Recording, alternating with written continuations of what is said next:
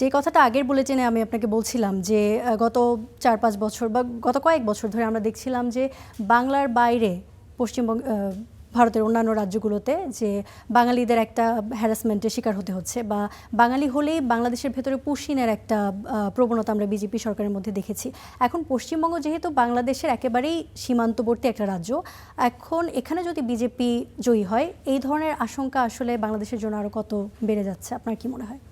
আপনার শঙ্কা ঠিক আছে। এরই মধ্যে আমরা গণমাধ্যম সহ সামাজিক যোগাযোগ মাধ্যম এই সংখ্যাগুলো অলরেডি আমাদের স্ক্রিনে ভেসে উঠছে। তার আগে আমি একটু সর্বশেষ দর্শকদের জানিয়ে দিই যে 293টি আসনের ভোট গণনার ফল চলছে এবং এখানে 203টি আসনে বিজেপি এগিয়ে আছে এবং বেশ কিছু আসনের এরই মধ্যে ফল ঘোষণা হয়ে গেছে যেখানে বিজেপি অলরেডি জিতে গেছে।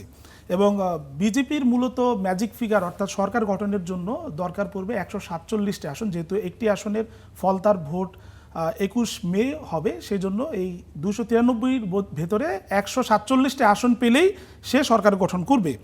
আর তৃণমূল যে বিদায়ী শাসক দল তারা এখন পর্যন্ত 84টি আসনে এগিয়ে আছে এবং কয়েকটি আসনে তারা জিতেও গেছে।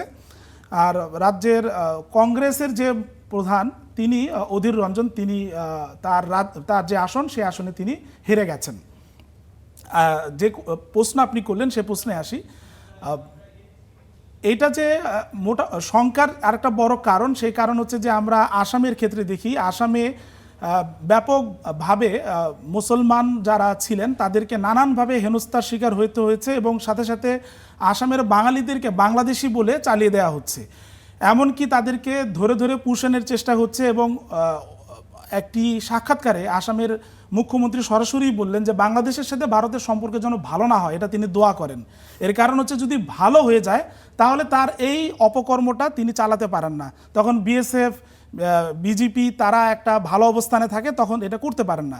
যদি সম্পর্ক খারাপ হয় তখনই তিনি বিএসএফকে দিয়ে তিনি এই ভারতীয় নাগরিকদেরকে বাংলাদেশে পুশ ব্যাক করান, আমাদের ক্ষেত্রে পুশিন। তো এইটা পশ্চিমবঙ্গ হলেও হতে পারে, কারণ হচ্ছে পশ্চিমবঙ্গে কিন্তু বিএসএফকে তার আইন করে 2021 সালে আইন করে 50 কিলোমিটার ভেতর পর্যন্ত তাদেরকে তাদের অভিযান পরিচালনার সুযোগ দেওয়া হচ্ছে। অর্থাৎ সীমান্ত এলাকাগুলোতে যে ধরনের মুসলমানরা আছেন, যেই মুর্শিদাবাদ বা বনগাঁ এর আশপাশে যেখানে মুসলমানদের বসতি আছে, এখানে আর তাদের থাকাটা কঠিন হয়ে যাবে, কারণ যে কোনো সময় হয়তো বিএসএফ তাদেরকে বাংলাদেশি বলে ধরে পুশব্যাক করতে পারে এবং সীমান্তের পুরোটা কিন্তু সুরক্ষিত না, অনেক জায়গাতেই সুযোগ আছে এই পুশ ইন করার।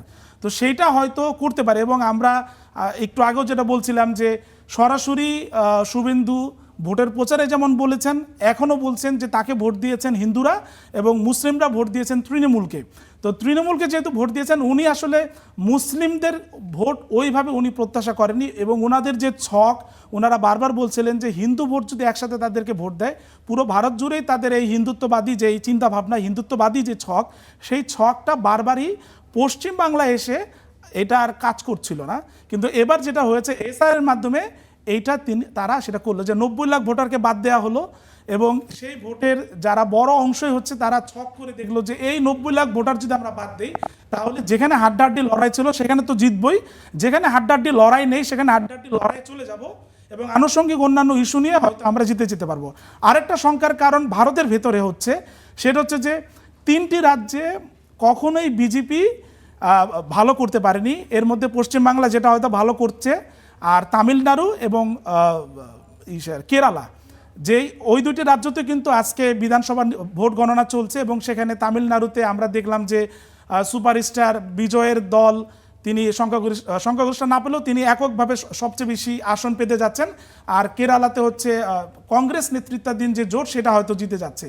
এখন যেটা হবে যে সামনের ওই 2 রাজ্য তখন শঙ্কায় থাকবে যে এবার মোদির টার্গেট হয়তো তাদের দিকে এবং একই ধরনের সমস্যা তারা রাষ্ট্রীয় বাহিনী সহ যেভাবে ঝাঁপিয়ে পড়েন মোদি, সেটা বাংলার পর সেই 2 রাজ্য কীভাবে ট্যাকেল দিবেন সেটা হচ্ছে তাদের দেখার বিষয়। ফোরকান, আবারও ফিরবো আপনার কাছে।